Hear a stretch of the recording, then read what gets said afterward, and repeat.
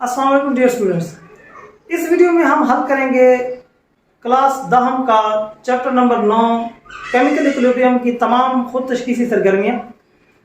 बेहतर होगा कि आप नोटबुक निकाल लें, क्योंकि मेरी कोशिश होगी कि मैं तमाम सवालात के जवाबात आपके सामने रिटन फॉर्म में पेश करूं। तो चलते हैं उन सवालात और उनके मुख्तसर जवाबात की जानिब। तो पहला सवाल है कि ये खुद तशखीसी सरगर्मी नंबर 9.1 है। उसका पहला सवाल है, रिवर्सिबल रिएक्शन तकमील तक क्यों नहीं पहुंचते? तो उसका जवाब है क्योंकि रिवर्सिबल रिएक्शन में प्रोडक्ट दोबारा रिएक्टर बनाते हैं और रिवर्सिबल रिएक्शन में रिएक्शन के तकमील तक पहुंचने से पहले ही इक्विलिब्रियम कायम हो जाता है, इसलिए रिवर्सिबल रिएक्शन तकमील तक नहीं पहुंच पाते। यानी क्योंकि प्रोडक्ट दोबारा रिएक्टेंट बनाते हैं और रिवर्स रिएक्शन बढ़ता बढ़ता फॉरवर्ड रिएक्शन के इक्वल हो जाता है। जब फॉरवर्ड और रिवर्स रिएक्शन इक्वल हो जाएंगे तो बेटा मज़ीद प्रोडक्ट तो नहीं बनेंगे, तो इससे पहले कि तमाम रिएक्टेंट प्रोडक्ट में तब्दील हों इक्विलिब्रियम कायम हो जाएगा। इसका सवाल नंबर 2 है कि स्टैटिक इक्विलिब्रियम क्या है, मिसाल देकर वजाहत करें। तो बेटा इसका जवाब जो है वो ऐसा किताब में लिखा हुआ है कि जब कोई रिएक्शन मज़ीद आगे नहीं बढ़ रहा हो तो ये स्टैटिक इक्विलिब्रियम कहलाता है। यानी ये अमल ज़्यादातर तिब्बी मज़ाहिर में रूनुमा होता है। मिसाल के तौर पर एक इमारत मुनज़्ज़म होने के बजाय कायम रहती है क्योंकि इस पर अमल करने वाली तमाम फोर्सेस तवाज़ुन में हैं, तो ये स्टैटिक इक्विलिब्रियम की मिसाल है। तो बेटा ये ऐसे ही है जैसे आपकी किताब में जो है वो ऐसा लिखा हुआ है और ये बहुत आसान है जी। तो नेक्स्ट क्वेश्चन है कि रिवर्सिबल रिएक्शन में रिएक्टेंट्स और प्रोडक्ट की कंसंट्रेशन क्यों तब्दील नहीं होती? उसका जवाब है कि क्योंकि रिवर्सिबल रिएक्शन में फॉरवर्ड और रिवर्स रिएक्शन की रफ्तार बराबर हो जाती है, इसलिए रिएक्टेंट्स और प्रोडक्ट की मिकदारें कांस्टेंट हो जाती हैं। जब रफ्तार बराबर हो जाएगी बेटा तो फिर यानी फॉरवर्ड रिएक्शन और रिवर्स रिएक्शन की रफ्तार बराबर हो जाएगी, तो जहाँ जहाँ मिकदारें होंगी वहीं पे वो कांस्टेंट हो जाएंगी, यानी तब्दील नहीं होगी। तो इसलिए रिवर्सिबल रिएक्शन में रिएक्टेंट और प्रोडक्ट की कंसंट्रेशन तब्दील नहीं होती। तो नेक्स्ट है जी खुद तशखीसी सरगर्मी नंबर 9.2। उसका पहला सवाल है कि लॉ ऑफ मास एक्शन की तारीफ़ करें। तो बेटा लॉ ऑफ मास एक्शन के मुताबिक किसी शय के रिएक्ट करने का रेट उसके एक्टिव मास के डायरेक्टली प्रोपोर्शनल होता है और किसी रिएक्शन का रेट रिएक्ट करने वाली अशिया के एक्टिव मासेस के हासिल ज़रब के डायरेक्टली प्रोपोर्शनल होता है। यानी अगर दो चीज़ें रिएक्ट कर रही हैं, एक का नाम ए है एक बी है, तो जो ए की रिएक्ट करने की रफ्तार है उसका ताल्लुक़ है ए की मिकदार से, और जो बी के रिएक्ट करने का ताल्लुक़ है वो है उसकी मिकदार से, उसकी एक्टिव मास से, और जो रिएक्शन का रेट है वो दोनों की एक्टिव मासेस के हासिल ज़रब के डायरेक्टली प्रोपोर्शनल है। ये बात आप नोट कर लें। सवाल नंबर 2 है कि एक्टिव मास को किस तरह ज़ाहिर किया जाता है? तो बेटा आमतौर पर एक्टिव मास से मुराद मोलर कंसंट्रेशन आता है। मोलर कंसंट्रेशन जैसे मोल पर डीएम क्यूब आपको पता है, तो जिसके यूनिट्स मोल पर डीएम क्यूब हैं, और इसे स्क्वायर ब्रैकेट की शक्ल में ज़ाहिर किया जाता है जैसे ये आपको नज़र आ रहा है स्क्वायर ब्रैकेट। तो नेक्स्ट क्वेश्चन है कि इक्विलिब्रियम कांस्टेंट से क्या मुराद है? तो बेटा नोट कर लें कि फॉरवर्ड रिएक्शन के रेट कांस्टेंट, जिसको आपको पता KF बोलते हैं, तो फॉरवर्ड रिएक्शन के रेट कांस्टेंट और रिवर्स रिएक्शन के रेट कांस्टेंट के दरमियान निस्बत को इक्विलिब्रियम कांस्टेंट कहते हैं। यानी इक्विलिब्रियम कांस्टेंट KC जो है वो बराबर होता है KF/KR। KF से क्या मुराद है? फॉरवर्ड रिएक्शन का रेट कांस्टेंट, और KR से क्या मुराद है? रिवर्स रिएक्शन का रेट कांस्टेंट। तो इसको इक्विलिब्रियम कांस्टेंट कहते हैं।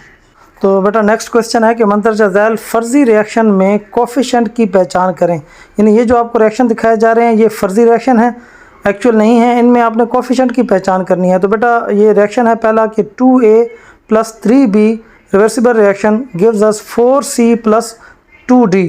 तो बेटा ये जो 2A के साथ 2 लिखा हुआ है, ये 2 जो है ये कोफिशिएंट है, और इसी तरीके से B के साथ जो 3 लिखा हुआ है ये 3 जो है वो कोफिशिएंट है, और C के साथ जो 4 लिखा हुआ है ये C का कोफिशिएंट है, और D के साथ जो 2 लिखा हुआ है ये 2 जो है D का कोफिशिएंट है।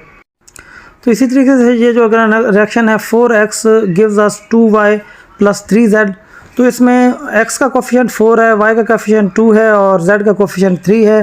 तो उससे अगली जो मिसाल है 2m + 4n gives us 5O। तो इसमें बेटा 2 जो है वो m का कोफिशिएंट है, 4 जो है वो n का कोफिशिएंट है, और 5 जो है वो O का कोफिशिएंट है। तो आपको ये पता चला ये जो केमिकल इक्विलिब्रियम में ये जो केमिकल इक्वेशन में यानी रिएक्टेंट या प्रोडक्ट के साथ जो नंबर ऑफ मोल्स ज़ाहिर हुए होते हैं ये दरअसल कोफिशिएंट होते हैं। तो नेक्स्ट बेटा जो क्वेश्चन है क्वेश्चन नंबर 5 के मंदरजा झैल रिएक्शन के लिए इक्विलिब्रियम कांस्टेंट की एक्सप्रेशन लिखें।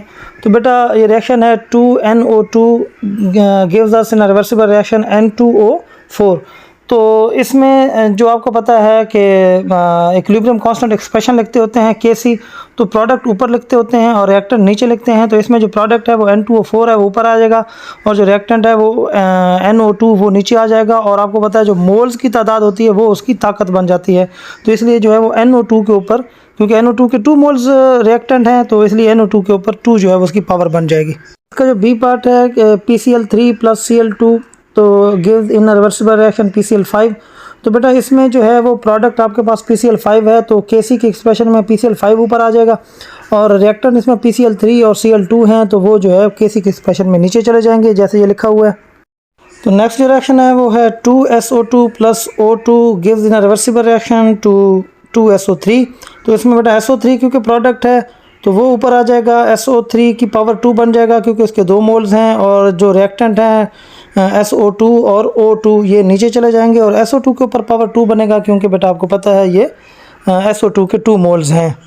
इसके साथ ही बेटा नेक्स्ट आपकी खुद तशख़ीसी सरगर्मी नंबर 9.3 स्टार्ट हो गई है। तो बेटा उसमें पहला सवाल है कि रिएक्शन की हद से क्या मुराद है।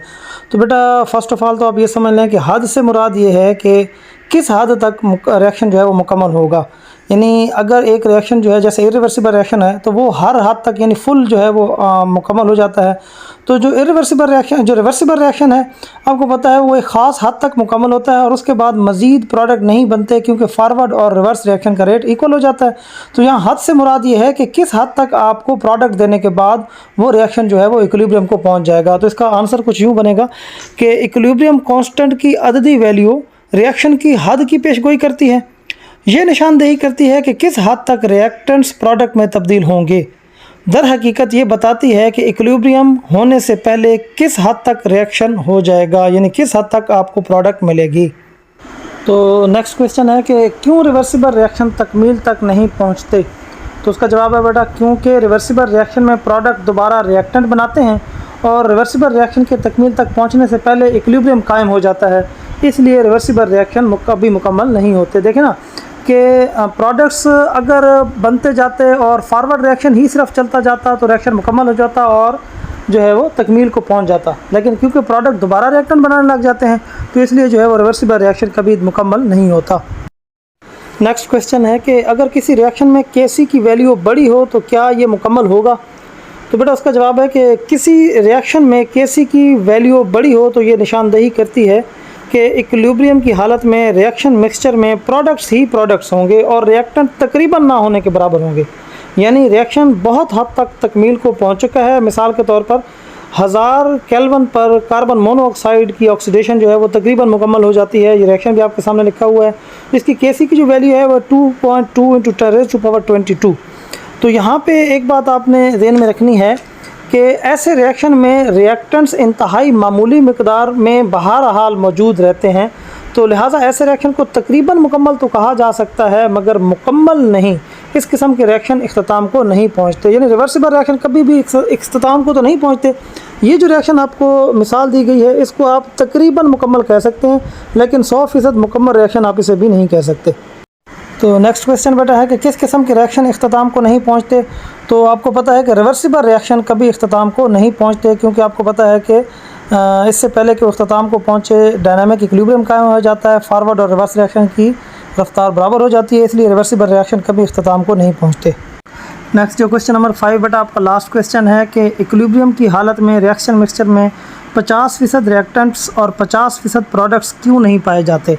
तो बेटा उसका जवाब है कि फॉरवर्ड रिएक्शन की रफ्तार का ताल्लुक रिएक्टेंट्स की मिकदार और उनकी रिएक्ट करने की सलाहियत से होता है, जबकि रिवर्स रिएक्शन की रफ्तार का ताल्लुक प्रोडक्ट्स की मिकदार और उनकी रिएक्ट करने की सलाहियत पर होता है।